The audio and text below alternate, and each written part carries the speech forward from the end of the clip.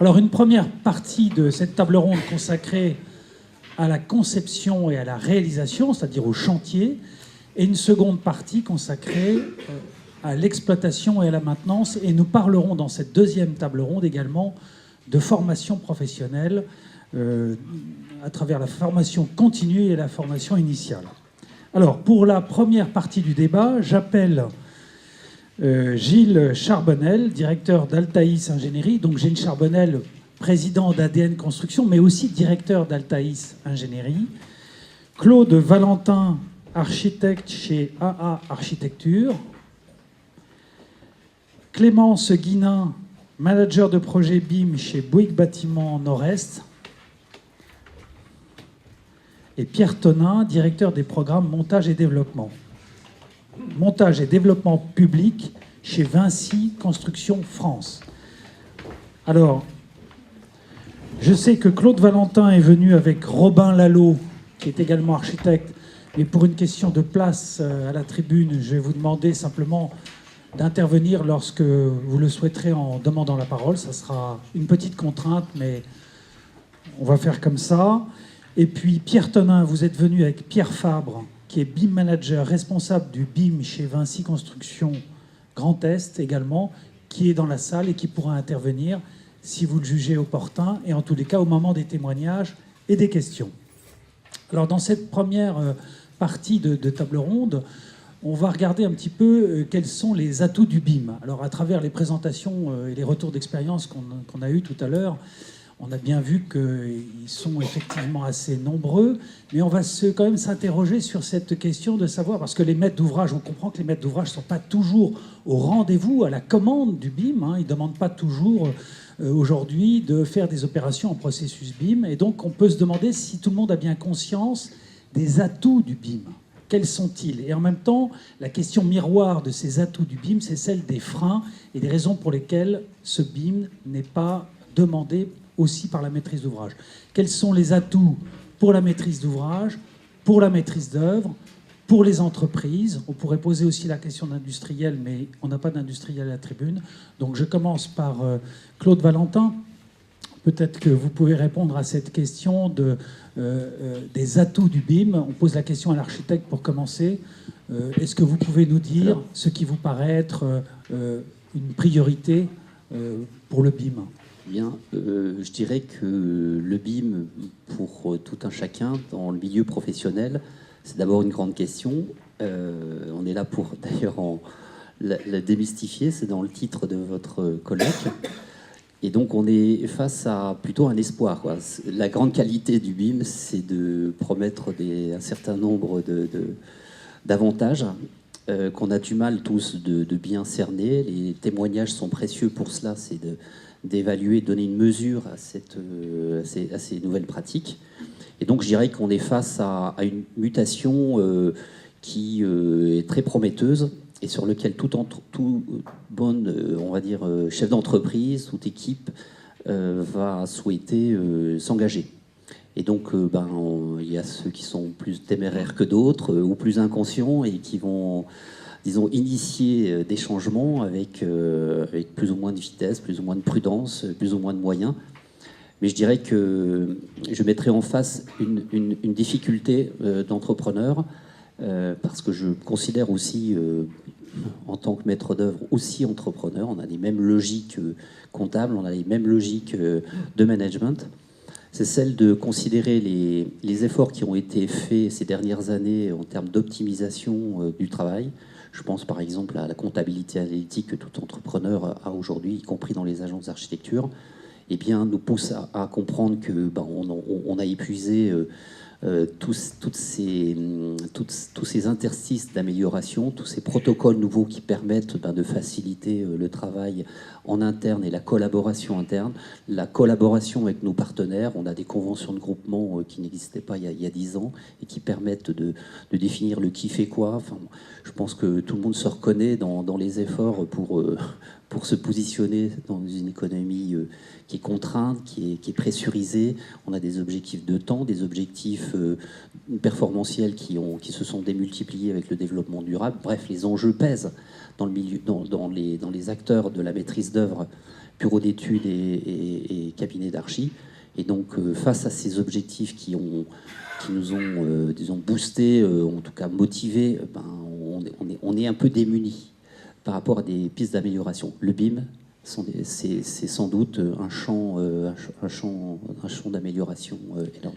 Votre agence d'architecture s'est mise au BIM récemment? Alors, on y est impliqué depuis un moment. On va dire qu'on s'est intéressé aux outils numériques et aux outils interactifs par le biais de, complètement indirectement, par un projet de recherche qui s'appelait ShopLab. Et ça concernait en fait un travail sur 3 ans avec une équipe pluridisciplinaire, des gens de l'informatique, les gens de la psychologie, pour réfléchir comment on pouvait améliorer les conditions de travail des petits commerces. On avait des problématiques de développement de centre-ville qui ciblaient le devenir des commerces de proximité.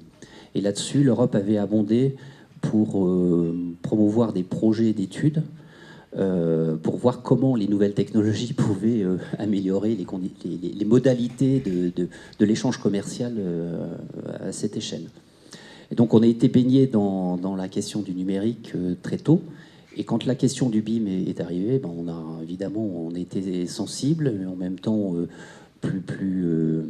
disons plus malléable par rapport à cette nouveauté. Et on va dire qu'on s'est engagé il y a 2 ans, donc c'est plus récent que mes confrères qui ont présenté leur travail tout à l'heure. Et là, on en est à un niveau 2, on va dire, dans l'échelon de progression. On a, disons, vécu 2 salves de formation profonde de toute l'équipe et un changement de matériel complet depuis 1 an, on va dire. Le coût de ce changement, vous l'avez évalué? On est sur les mêmes facteurs financiers. On est sur l'ordre de 10 000 € par personne, par employé, quoi. Voilà. Vous avez adopté le BIM. Aujourd'hui, les opérations que vous réalisez, vous utilisez la maquette numérique, le logiciel de maquette numérique pour faire vos projets, mais est-ce que pour autant, vous faites du BIM collaboratif avec d'autres acteurs? Alors voilà, on est dans une phase, une phase progressive. On discutait avec Camille Bouchon tout à l'heure, on s'est dit, tiens, on va pouvoir collaborer enfin d'une autre manière, ce que l'on fait depuis longtemps, puisque c'est un partenaire précieux pour nous. Et forcément, là, son expérience, la nôtre, va permettre de faire évoluer notre partenariat. Je dirais qu'on en est là, quoi. On est dans la réflexion externe donc du BIM pour faire vivre. Oui, c'est en devenir. Mais voilà. Pour autant, est-ce que vos maîtres d'ouvrage, quand vous leur parlez de BIM, si vous leur en parlez, est-ce qu'ils ont une oreille attentive? Est-ce qu'ils sont prêts à vous suivre? Comment ça se passe? Alors, ils ont une oreille attentive, ça c'est indéniable. Il y a en l'occurrence une donnée très forte chez eux qu'on a repérée, c'est qu'ils sont pour beaucoup à la recherche d'économies substantielles sur leur parc immobilier. Donc ils ont un patrimoine et des opérations à mener sur ces sites. Et donc ils savent que le BIM, cette data organisée, constitue une source d'information prometteuse, puisqu'elle va permettre de centraliser ce qui aujourd'hui est dispersé dans des boîtes d'archives et des catalogues de modes d'emploi et des formations qui sont pas gérables, pas utilisables. Donc il y a une mémoire, disons, du bâti qui normalement pourrait permettre à ces gestionnaires d'effectuer des choix stratégiques et développer des méthodologies de travail sur ces patrimoines qui n'existent pas aujourd'hui. Oreille attentive, néanmoins, est-ce que pour autant ils se préparent, ces maîtres d'ouvrage? Est-ce qu'ils vous disent se préparer en se formant? Beaucoup ont déjà fait des essais peu concluants parce qu'ils ont en interne des équipes qui ne sont pas du tout prêtes à faire l'effort. Il y a peut-être plusieurs cadres qui peuvent, ou des individus, on va dire au sens large, qui peuvent être très moteurs, très passionnés, mais globalement, on va dire que ce changement, il doit être global et il nécessite un accompagnement des équipes pour que les plus frileux, ou en tout cas les profils de personnes qui ont, disons, une appréhension au changement, puissent être soutenus, accompagnés, aidés de façon à ce qu'il y ait une montée en compétences qui se fasse progressivement et que ce soit, disons, partagé jusqu'au cœur voilà, des systèmes. Et donc aujourd'hui, les projets que vous élaborez, ils utilisent la maquette numérique BIM. Et lorsque vous en parlez avec les entreprises avec qui vous travaillez, quel est l'écho quel écho vous recevez Très positif, très positif. Robin me faisait état d'un menuisier à qui on avait envoyé un petit élément de maquette 3D et qui, pour la première fois, découvrait ses ouvrages à réaliser en animation. Donc on lui a fourni les moyens d'utiliser une autre vision de sa prestation. Et ça, pour lui, c'est stimulant, c'est juste valorisant. Et c'est une autre manière de voir son propre métier. Clémence Guinin, vous êtes manager de projet BIM, donc BIM manager chez Bouygues Bâtiment Nord-Est. Donc là, on n'est pas dans l'artisanat.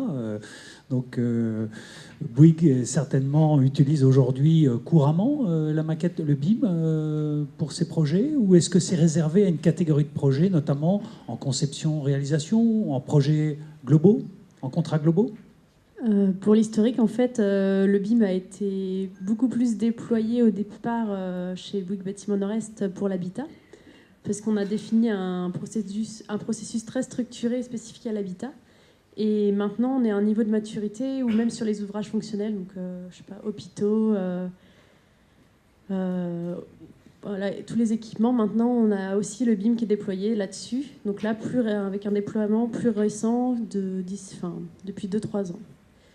Mais est-ce que c'est lié à un type de contrat, les contrats globaux, dans lesquels vous êtes non seulement l'entreprise générale, mais vous faites éventuellement l'exploitation-maintenance, ou est-ce que c'est tous les projets que vous élaborez maintenant en recourant au BIM, que le maître d'ouvrage ou non le veuille? Maintenant, c'est sur tous les projets où c'est mis en place. Après, c'est vrai que ça ne va pas être la même chose si le maître d'ouvrage demande ou pas, si on est en conception-réalisation, si on est en entreprise générale. La stratégie BIM, elle s'adapte à chaque fois en fonction du mode de projet. Hein. Et les maîtres d'ouvrage demandent de BIM aujourd'hui? Pour l'instant, très peu. Ça reste assez marginal, les demandes de maquettes numériques, en fait, sur les projets. Alors, la même question qu'à Claude Valentin, quand vous leur en parlez du BIM, ils réagissent comment? Ils sont très intéressés, ils trouvent ça très bien. Sauf qu'après, ça nécessite un travail de leur côté pour qu'ils puissent nous dire en fait ce qu'ils attendent vraiment de cette maquette numérique à la fin. Oui. Et ce travail, il prend du temps. Il nécessite de réfléchir à toute l'organisation du maître d'ouvrage. Et souvent, c'est pas compatible avec le délai du chantier. Enfin, on arrive à la fin du chantier et nous, on ne sait pas ce qu'il y avait à livrer. C'est même déjà trop tard pour nous puisque la maquette numérique, on l'a fait comme il nous semblait justicieux de le faire et pas forcément comme le maître d'ouvrage en a besoin. Donc là, il y a un décalage en fait entre l'investissement qu'il y a à faire du côté du maître d'ouvrage pour qu'il puisse nous dire en fait ce qu'il attend de cette maquette et puis les délais en fait d'exécution, de réalisation.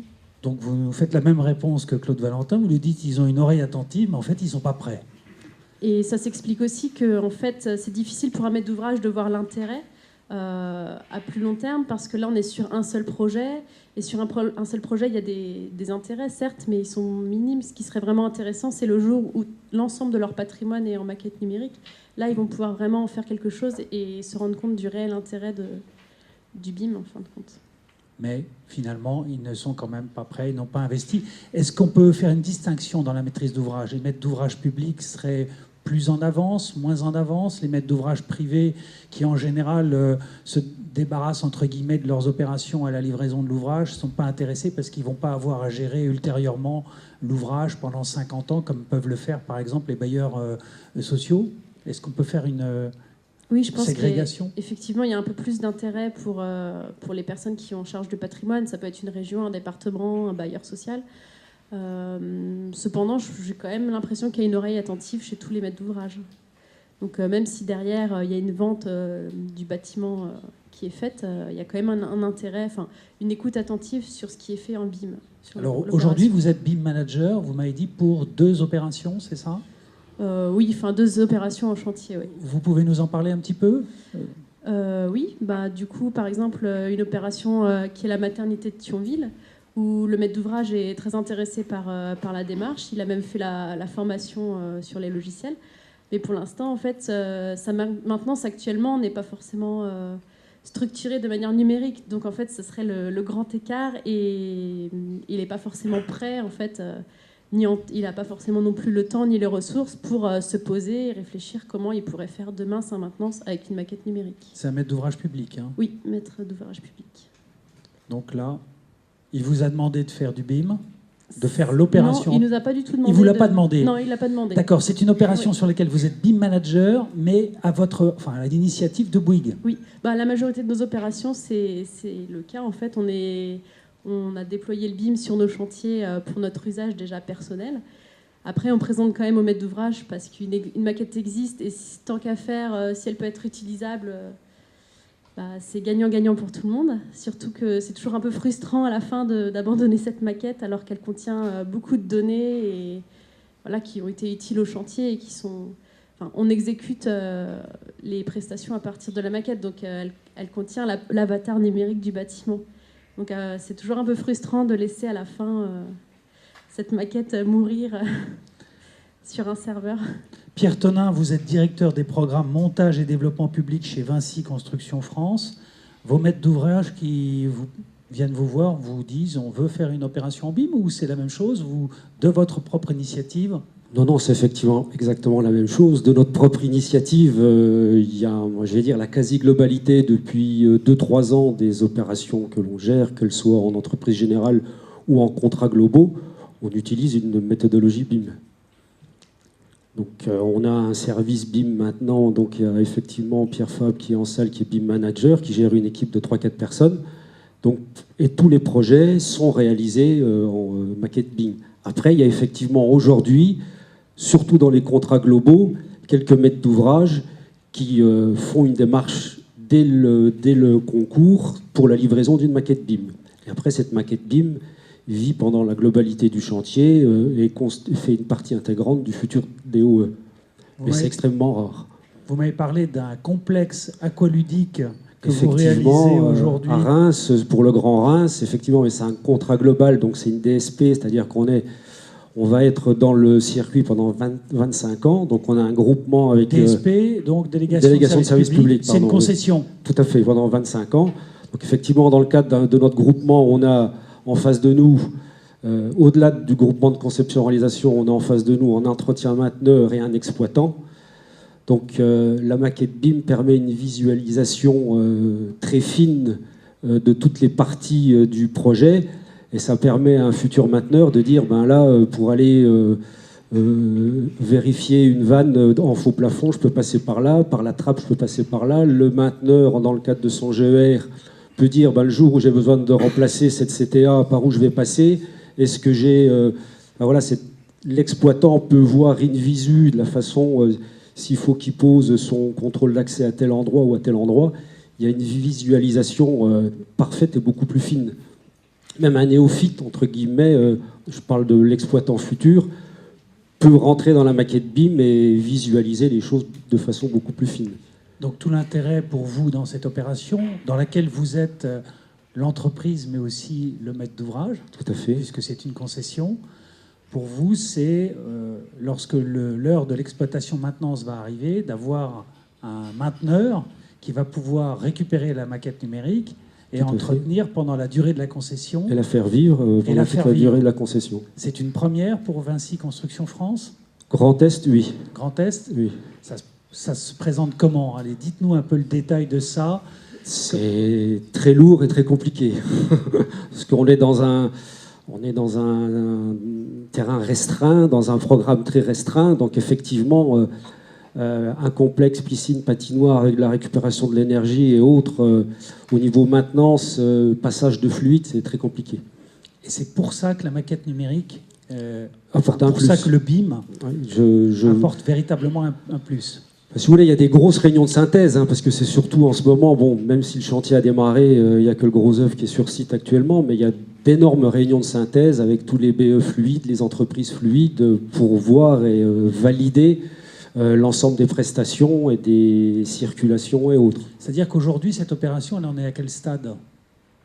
On est en chantier depuis 6 mois et on s'organise pour être en service à l'été 2020. Et ça veut dire aussi que depuis le premier jour du chantier, depuis la première réunion de chantier, le futur exploitant ou mainteneur assiste aux réunions de chantier? Pas toutes les réunions, il y a des réunions qu'on appelle d'interface entre donc, le groupement de conception-réalisation, l'exploitant et le mainteneur. Donc il y a des réunions bien spécifiques. Et est-ce que Mais de toute façon, on a mis en place une GED et chacun peut aller voir à la fois des plans DWG ou PDF, mais on fait une synthèse de la maquette BIM mise à jour tous les mois qu'on place sur cette GED et chaque personne peut aller la consulter. Et on a fait des formations également aux différents intervenants pour qu'ils puissent savoir comment la visualiser. Bon, avec des principes d'accès et de contrôle d'accès, mais pouvoir la visualiser. On a même fait cette formation-là avec du Grand Reims et de la ville de Reims qui voulaient cette maquette, mais ne savaient pas, entre guillemets, malheureusement, l'utiliser. Clémence Guinin, l'intérêt pour l'entreprise sur le chantier de la maquette numérique, du BIM, pardon, qu'est-ce que c'est précisément? J'imagine que si Bouygues s'est mis là-dedans, c'est pas seulement parce que c'est un effet de mode. Il y a concrètement sur le chantier des avantages, des gains. Quels sont-ils? Concrètement, sur le chantier, c'est qu'on centralise l'information sur un seul endroit et que ça nous permet en fait très simplement, à partir d'une seule base, de sortir un plan pour le plaquiste, un plan pour le bureau de contrôle, de la même base en fait. Donc on a une cohérence de l'information et une anticipation des sujets qui font que concrètement, on se rend compte, nous, qu'on a beaucoup moins de reprises à faire, par exemple sur le gros œuvre, donc une amélioration de la qualité. Donc ça fiabilise en fait notre travail. Beaucoup moins de reprises parce que la synthèse, c'est ça? Et de meilleure qualité en amont? La planification des travaux, sur voilà, l'anticipation de tous les sujets qu'on peut voir en amont nous permet justement d'arriver sur le chantier en sachant ce qu'on va exécuter, la manière dont on va l'exécuter. Donc, et ça améliore nettement la qualité de nos ouvrages. Donc il y a un gain de temps, en même temps qu'il y a une synthèse plus poussée peut-être que par le passé. Est-ce qu'il y a un gain de coût pour l'entrepreneur? Est-ce que les métrés sont plus efficaces que lorsqu'on les faisait sur je dirais, un logiciel 3D classique? Probablement. Après, ça veut dire qu'il faut avoir une maquette pour les métrés bien en amont qui soit suffisamment précise. Donc ça, pour l'instant, on est des fois dans des systèmes un peu mixtes, puisque on fait des métrés, par exemple, en phase pro, mais en phase pro, on n'a pas encore tous les détails dans cette maquette. Donc là, pour l'instant, sur les métrés, on a un entre-deux. Mais oui, par exemple, les métrés sur le chantier pour nos commandes sont nettement... bien sûr, ça va plus vite avec la maquette. C'est plus efficace. Donc là, c'est du temps qu'on dégage aux conducteurs de travaux pour faire d'autres choses. Et d'être peut-être un peu plus présent sur le chantier. Ou... Pierre Tonin, chez Vinci, cette économie de temps, de coût, elle est chiffrée ou elle est pour l'instant intuitive? On va dire qu'il y a une recherche d'optimisation, mais à savoir si on arrive à la chiffrer. Comme je dirais, on développe le BIM dès le départ, donc on ne peut pas faire une différence entre ce que ça aurait coûté si on n'aurait pas chiffré avec ou sans. Mais effectivement, on essaye d'optimiser au maximum. Après, pour l'avoir vécu sur certains sujets, au niveau du métré du BIM, ça peut être dangereux sur certains aspects. C'est effectivement en fonction de ce qu'on rentre dans la maquette qu'on aura une sortie précise. Gilles Charbonnel, donc vous dirigez un bureau d'études. Aujourd'hui, comment vous travaillez avec les architectes, avec les entreprises en BIM ou pas encore? Enfin, où en êtes-vous? On en est, oui, on travaille en BIM avec certains architectes, avec certaines entreprises. Je voulais juste faire la différence peut-être avec et certains maîtres d'ouvrage. On voit bien la différence, par contre, vous parliez tout à l'heure de maître d'ouvrage privé, maître d'ouvrage public. effectivement, où je citais tout à l'heure l'USH et la FPI, ces maîtres d'ouvrage, ces différents maîtres d'ouvrage n'ont pas les mêmes attentes. Un bailleur social aura des attentes plus sur la partie DOE, va intervenir aussi plus sur le suivi dans les phases APS, APD, Pro. Ça améliore son suivi de l'opération parce que la maquette rend plus compréhensible les différentes phases et les différentes interconnexions.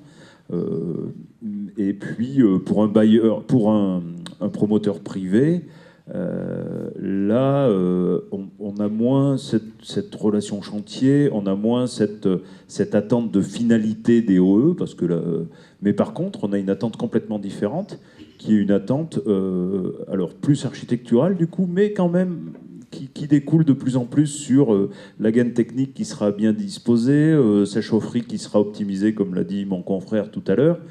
Donc, mais cette maquette-là lui sert, lui et le cabinet d'archives, je pense, peut me contredire, à commercialiser plus facilement.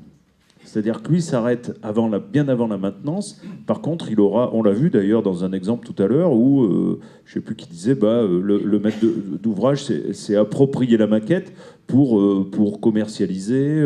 On a des outils maintenant qui permettent aussi de venir meubler voilà, donc ça c'est un avantage. Nous, en tant que bureau d'études, ce qu'on retire de la maquette aussi, c'est d'une part d'essayer de trouver de l'interopérabilité. On l'a vu tout à l'heure, c'est pas aussi simple que ça en a l'air.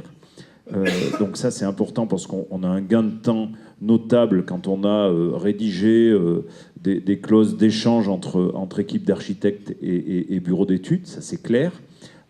En interne aussi, parce que nous on est tout corps d'État, donc entre les gens de la structure, des fluides et de l'économie, il faut qu'on mette quelques règles en place pour que chacun puisse se retrouver. Et puis c'est surtout le côté itératif qui est important dans toutes les phases conception, calcul, où là on facilite quand même la donne un peu. Quand on a à recalculer, à changer une portée de poutres, modifier des poteaux dans un parking un petit peu complexe, et ben, d'une fois que la maquette est montée, on a un peu plus de facilité à relancer le calcul derrière. Pareil en fluide. Je parlais tout à l'heure avec ma casquette ADN d'intelligence artificielle et déplacement de compétences au sein des bureaux d'études. On y est. C'est pareil dans la partie graphique. Cette partie graphique, elle est quand même très facilitée si on arrive à récupérer assez facilement la maquette de l'architecte. Ben, on a un gain de temps qui n'est pas négligeable. Alors effectivement, on est dans des phases où on découvre, où on est obligé de passer un peu de temps à rédiger, d'échanger entre architectes, entre bureaux d'études, d'autres corps d'État si c'est le cas. Des fois, dans des opérations, on peut être que structure ou que fluide. Donc on n'arrive pas à mesurer, comme le disait monsieur tout à l'heure, on n'arrive pas à mesurer aujourd'hui très clairement les gains. Mais on voit bien que nos métiers, par contre, ça j'insiste là-dessus, je l'avais dit en préambule, mais que nos métiers évoluent. Nous, aujourd'hui, on voit des projeteurs, mais je crois qu'on l'a dit aussi dans l'après-midi, on voit des projeteurs. Oui, il y a quelqu'un qui a dit il y a 4 projeteurs, dont 2 sont très geeks et les autres un peu moins. Eh ben, on a exactement cette sédimentation qui se crée au sein du bureau, c'est-à-dire qu'on a ceux qui ont pris la démarche en plus de la formation outil, et puis il y a ceux qui traînent avec la formation outil, puis qui sont encore pas trop dans la démarche. Voilà, on en est là aujourd'hui. Je comprends que c'est un formidable outil d'optimisation. C'est un formidable outil, et ce qui est important aussi, alors on a deux majors à côté de moi à la table ronde, donc avec des gens structurés qui ont des équipes de BIM managers internes. Donc la relation est différente avec les bureaux d'études. Par contre, je pense que l'ingénierie a un vrai rôle d'accompagnement dans des équipes où l'entreprise est un peu moins bien structurée. Je pense aux petites PME, à l'artisan. Vous parliez tout à l'heure d'artisan, vous faisiez un repère avec l'artisan. Là, je pense que l'ingénierie a un vrai rôle d'accompagnement. Monsieur le disait avec le menuisier qui découvrait, eh ben, on découvre aussi un petit peu ça avec nos entreprises de taille moyenne, en gros œuvre par exemple, avec une facilité d'appréhension, facilité de réponse. Quand on visualise maintenant, on est tous habitués à voir tout en 3D, en images améliorées. Donc, répondre à un appel d'offres sur un projet, sur une maquette où vous pouvez vous promener, où vous pouvez regarder un petit peu comment c'est fait, et ben c'est beaucoup plus facile que de répondre sur un plan 3D. Et donc, on peut espérer, alors là aussi c'est difficile à mesurer, mais on peut espérer que quand l'entreprise de gros œuvres, de menuiserie chiffre, et qu'elle a une bonne compréhension du projet, elle n'a pas, vous savez, le truc où là je ne sais pas trop comment c'est fait, je vais mettre quelques heures de plus parce qu'on va galérer. Non, mais c'est un peu là qu'on retrouvera les gains, et sur la qualité, comme l'a dit madame aussi tout à l'heure. On voit bien que les synthèses sont facilitées, les synthèses entre lots, les gestes, les inters entre seconde œuvre, grosse œuvre, fluide, on voit bien que c'est plus facile de visualiser tout ça. Donc on a une meilleure compréhension du projet. Mais pour revenir au maître d'ouvrage, je crois qu'il a un véritable rôle, et c'est ce à quoi va s'attacher ADN, un véritable rôle moteur. C'est lui qui engage quand même le projet et qui va aussi inciter. Mais je pense qu'on a tous un rôle. Je parlais de la plateforme tout à l'heure, Croquis. On s'aperçoit, nous, quand on propose Croquis dans des équipes, soit au maître d'ouvrage, soit à certains architectes, soit à certaines entreprises, ah bah oui, on savait pas échanger. Ben on peut déjà échanger autour d'une même plateforme, et ça c'est déjà une avancée dans le numérique. Voilà. Donc je comprends que pour le bureau d'études, c'est un outil d'optimisation. C'est un outil pour multiplier les simulations, pour regarder si telle ou telle solution est plus efficace qu'une autre. Et j'imagine que pour les entreprises qui sont à côté de vous, c'est aussi un outil pour varianter. Les entreprises sont séduites par les variantes techniques. Elles aiment optimiser aussi leur process de travaux sur les chantiers en proposant aux maîtres d'ouvrage des variantes. Est-ce que là, il y a un sujet préoccupant entre maîtrise d'œuvre et entreprise ? Préoccupant, moi, une variante ne me préoccupe pas. Je trouve que c'est même... on parlait des SOC tout à l'heure. C'est comme ça qu'on avance. Les entreprises... là aussi, il y a deux... on parlait de conception-réalisation, on parlait de maître d'ouvrage public, on parlait de maître d'ouvrage privé. Il y a différentes appréhensions de la démarche, et la variante peut être proposée différemment, déjà dans un cadre juridique ou pas. Mais la variante, bien évidemment qu'elle a un intérêt. Et le BIM facilite aussi cette notion de variante. Comme l'itération en phase conception, il est plus facile d'aller changer quelque chose, d'aller changer un mode de conception ou je ne sais quel article dans une maquette, et voir les incidences directes que ça a, que dans un plan 3D, on va dire oh, ouais, bah oui, je vais passer par là. Et puis mince, on tombe dans la poutre 3 mètres plus loin, on n'avait pas fait gaffe parce qu'on n'avait pas bien réfléchi ou qu'on ne l'avait pas visualisé correctement. Pierre Tonin, le BIM, c'est un outil pour varianter ou qui facilite les variantes ? Non ? Ça facilite certainement les variantes en matière visuelle, c'est-à-dire de voir à quoi ça correspond cette variante. Mais bon, je ne vous cacherai pas qu'une variante a surtout un aspect économique. Pas davantage. Voilà. Clémence Guinin, non plus.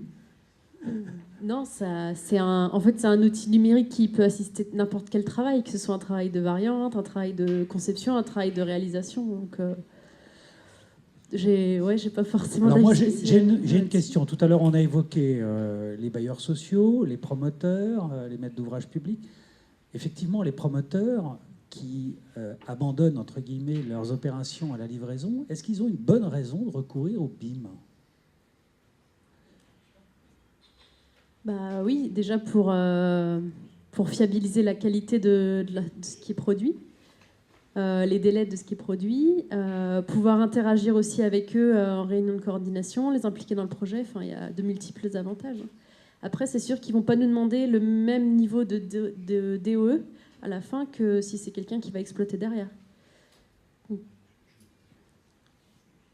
pense que là aussi, on est dans une phase de transformation.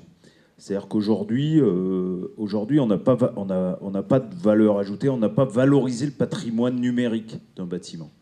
Demain matin, le bâtiment aura un vrai patrimoine numérique. C'est-à-dire que si je ne retrouve pas de la valeur graphique, 3D, mais énormément de valeur data, parce qu'on parle beaucoup quand on parle de BIM, on parle que de graphisme, beaucoup de 3D, mais il ne faut pas ignorer qu'il y a 60% de la valeur de la maquette, c'est du data. Donc demain matin, un bailleur privé ou public, ou un promoteur privé, par exemple, sa maquette sera valorisée si elle a une contenance numérique. Parce que l'exploitant aura plus de facilité à rentrer dedans, à chiffrer une maintenance, par exemple. Donc ça, c'est une valeur que pour l'instant, on ne valorise pas, mais demain, c'est une vraie valeur ajoutée, ce patrimoine numérique. Une petite question à l'architecte. Est-ce que le BIM, dont on comprend qu'il offre des nouveaux possibles, peut rendre les maîtres d'ouvrage, selon vous, encore plus exigeants à l'égard de la maîtrise d'œuvre et des architectes en particulier? Ils sont déjà, s'ils expriment une exigence, c'est parce qu'ils ont le souci de leur usager. Notre client, en fait, ce n'est qu'un intermédiaire. On pense au client de notre client, l'usager final. Si on parle de logement, bien sûr, notre client, ça va être le bailleur, mais derrière, c'est bien l'habitant. Donc, oui, dites. Je comprends que le client, en quelque sorte, s'approprie mieux le projet. Est-ce que ça veut dire qu'en termes d'architecture, il le comprendra mieux et qu'il peut avoir plus d'exigences? Non, c'est une vue de l'esprit. Non, on sent bien la montée en exigence. Là, par exemple, on a des clients multipropriétaires avec la désignation d'un cadre dont la mission va être de dégager 2% d'économie sur l'exploitation et la maintenance du parc immobilier. Ces objectifs comment on y parvient et comment le client va solliciter l'équipe de maîtrise d'œuvre pour atteindre ces objectifs d'échelle. Donc on voit bien l'intérêt de cette fameuse data comme cette source de gisement d'informations précieux qui va permettre de penser par exemple les consommations de chauffage ou des consommations énergétiques au sens large sur un bâtiment, mais aussi sur un ensemble immobilier et sur une échelle de temps bien plus grande. Donc on a de nouvelles exigences qui vont se révéler, qui vont se formuler. C'est pas tout à fait le cas aujourd'hui, mais on sent bien des objectifs poindre. Hein. Et en face desquels il va falloir mettre des réponses structurées et bien plus puissantes que celles que l'on a aujourd'hui. Donc le changement est profond. On a oublié aussi, mais des exigences environnementales, c'est-à-dire que demain, on va vers le plus c'est moins, il va falloir pouvoir justifier de votre bâtiment, qu'est-ce qu'on pourra en faire dans 50 ans. Comment on mesure son impact. Donc ça, c'est des vrais... Quand je parlais de patrimoine numérique tout à l'heure, c'est des vraies valeurs. Quelles sont les consommations, quelles sont les incidences sur une rénovation énergétique dans 25 ans, sur quelle est l'incidence d'une surépaisseur d'isolant sur la toiture. Si on peut le faire rapidement, sans relancer, et ben ça, c'est une vraie valeur numérique. Alors, je me tourne vers la salle. L'heure des questions est là. Monsieur. Je vais profiter. Tiens, je passe avant, je suis désolé. Impolitesse totale. C'est plus mon métier qui me fait réagir. Donc, au cabinet, on est spécialisé dans l'ingénierie constructuelle. On accompagne les maîtres d'ouvrage et on voit des tendances lourdes qui se concrétisent législativement sur la conception-réalisation. Et la conception-réalisation, c'est déjà quoi? C'est le mariage entre le réalisateur et le concepteur. Et le BIM, qu'est-ce que c'est? C'est un mariage informatisé. C'est un mariage de dématérialisation et de coopération. Et aujourd'hui, tous les contrats globaux, et on le voit avec le Code de la commande publique qui va être publié là, le 9 décembre, enfin avant le 9 décembre, mais on le voit aussi déjà dans tous les marchés publics de performance énergétique, marchés publics globaux, les contrats de conception-réalisation, les contrats de conception, aménagement, entretien, maintenance. Ben voilà, le législateur dit, malgré le fait que normalement l'allotissement est la règle, et bien, il donne un certain nombre de dérogations pour pouvoir intégrer cette coopération ou forcer cette coopération déjà au niveau conception-réalisation. Et donc, on voit la transition énergétique qui en est. Et la loi Elan qui permet, puisqu'elle vient d'être promulguée, et elle permet sans autre justification de passer en conception-réalisation, donne déjà à tous les ESH, tous les bailleurs sociaux, la possibilité de passer en conception-réalisation. Bon, sur le fond, on pourra en débattre, la même chose pour le concours, mais au moins, on voit cette tendance lourde-là, quoi. Et donc, les maîtres d'ouvrage, même si aujourd'hui ils sont peu armés, on voit que de toute façon, on les pousse à aller en ce sens-là, à réfléchir globalement. Et que si on veut réfléchir globalement, ben, il y a la maquette numérique qui est une réponse.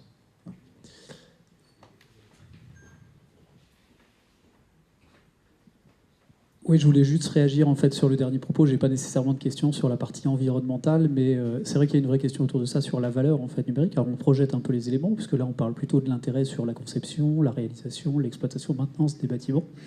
Mais on peut imaginer très rapidement en fait qu'une base de données elle vous donne la qualification et la quantification des matériaux en fait, et donc de votre patrimoine bâti. Et à partir de là, que vous allez avoir une capacité beaucoup plus facile à réfléchir sur, eh bien, quand on va démolir ou quand on va faire de la réa lourde, qu'est-ce qu'on fait de ces gisements en fait de ressources? Et donc, comment on structure à partir de là des boucles de revalorisation de matière. Voilà, donc c'est juste une réaction par rapport à ça.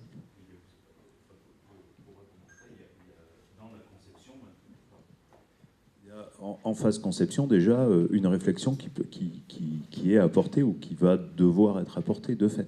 Donc, il y a aussi là une démarche dans la phase conception un peu différente en disant... plus simplement on va faire en bois parce que c'est à la mode, ou voilà, il va y avoir une vraie réflexion et qu'on va pouvoir mesurer et chiffrer. On a tout un tas d'outils voilà, qui vont nous permettre ça. Pour aller dans le sens d'une économie circulaire, puisqu'il s'agit bien d'appréhender le bâtiment plutôt sur une échelle de temps bien plus grande en considérant ses cycles de vie. Je pense, pour répondre à votre question sur voilà, l'orientation, on va dire, des marchés globalisés, on peut aussi voir les choses d'une autre manière, c'est-à-dire qu'on peut imaginer, puisque le BIM permet une intelligence collective et une interopérabilité des différents acteurs, imaginer que des circuits courts puissent s'organiser entre partenaires PME qui, sur un territoire donné, se structurent, collaborent autour d'une data centralisée qui est le BIM, et donc développer une performance qui aujourd'hui est difficile à valoriser parce que évidemment il y a des interfaces qui ne sont pas réglées, il y a une capitalisation des différents savoirs dispersés qu'on ne peut pas mettre en avant, mais qui demain pourraient tout à fait être pertinents, quoi.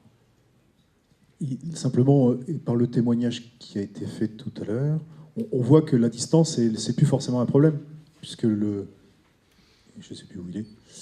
Il a réussi à travailler à Copenhague, c'est ça ? Il a réussi à travailler à Barcelone ou tout le monde en Espagne, alors que voilà, c'est un local de l'étape. Donc même pour des petites structures, et le tissu Sinov, c'est exactement ça, on est quand même des petites structures, on peut être pertinent parce qu'on a la compétence pour travailler à l'autre bout de la France ou à l'international. Donc on est en capacité, et on peut s'organiser pour peu qu'on soit formé et pertinent, à travailler sur des projets qui dépassent simplement notre région géographique. Je pensais là à un débat qui avait lieu la semaine dernière au Cri de Bois, donc à l'école d'ingénierie du bois, où il était question de valoriser une ressource locale qui est le hêtre. Et les industriels et les entreprises présentes réfléchissez à la coordination de leurs forces, et de leur savoir-faire, de leur parc machine, de leurs compétences en interne, pour voir comment une ressource qui est aujourd'hui en panne dans les massifs forestiers, puisque les débouchés sont principalement orientés vers le chauffage et l'emballage, et donc l'export, comment cette ressource naturelle en abondance et en maturité localement pourrait trouver des issues industrielles en mutualisant des outils de production, notamment des centres d'usinage avec des fraisages à quatre orientations, et qui permettraient d'être en mode fédéré ou coopératif, pouvoir apporter des solutions constructives sur des dispositifs d'assemblage qui sont aujourd'hui élaborés dans les laboratoires et qui ne trouvent pas de débouchés parce qu'on a une force, disons, un déficit d'investissement sur les machines, et donc un décrochage de la chaîne de valeur entre les pôles académiques hyper sophistiqués que l'on a ici localement, une ressource qui est en maturité et qui ne trouve pas de débouchés sur le terrain. Donc on voit bien que la continuité numérique et l'intelligence qui aujourd'hui réside dans les cabinets d'ingénierie et d'architecture pourraient trouver tout à fait un fléchage et un atterrissage de solutions tout à fait pragmatiques et performantes sur les territoires à partir de richesses locales. Questions ou témoignages? Encore un? Oui, Antoine Cavelier, ça sera la dernière intervention. Juste, c'était un propos, je ne sais plus qui l'a tenu par rapport justement au fait que c'est bien qu'on puisse travailler à l'étranger. Il faut aussi qu'on fasse attention, je pense, avec ce développement à l'international, que ce ne soit pas aussi trop l'inverse, et que le bâtiment, qui était quand même une ressource non délocalisable en soi, parce que voilà, on travaillait quand même avec des agents de terrain, le devienne pas, et que finalement on se retrouve avec des bureaux d'études très loin, qu'on voit jamais, où on envoie une maquette qui nous renvoie l'info, et là c'est vos métiers à vous qui sont un peu dangereux. Alors je dis pas que c'est dans 5 ans, mais il faut quand même garder à cet esprit-là que à moyenne ou peut-être moyen ou long terme, il faut qu'on fasse attention à ça. BIM ou pas BIM, en fait, on aura toujours besoin de nous, et le meilleur des BIM pensés, s'il n'y a personne derrière, voilà, ça reste pour construire, on a quand même besoin d'humains autour de la table. Et ça, c'est le premier facteur de réussite, bien avant la maquette. Je pensais plutôt en termes de prestations intellectuelles, puisque le CIBOS, c'est ça. Le témoignage de Cyberfluid était très intéressant sur le fait qu'il ait travaillé en Norvège, mais du coup, ça veut dire qu'il y a peut-être un bureau d'études norvégien qui n'a pas travaillé sur ce produit-là. Oui. Danemark, pardon, qui peut être dans. Enfin, voilà. Donc, alors certes, c'était un projet un peu emblématique, etc. Mais je pense qu'il faut que vous fassiez attention, en tant que maître d'ouvrage à la limite, mais que vous fassiez attention à ce que finalement ce développement-là, du fait qu'on peut aller de plus en plus vite et travailler en allant de moins en moins sur le chantier, parce que c'est un peu ce que disait Cyberfluid, il disait, on s'est vu 2 fois, et puis c'est tout, on a fait le chantier, que du coup, ça soit pas l'inverse, et qu'on soit pas pris, entre guillemets, par des bureaux d'études extérieurs, voilà, qu'on ne verrait jamais, qui n'auraient pas leur plus-value, et que du coup, en termes de prestations intellectuelles, on soit qu'il y ait un peu un déficit par rapport à ça en France. Merci. C'était juste Merci à chacun de vous pour le traitement de ce sujet conception et chantier. Je vous laisse rejoindre votre place.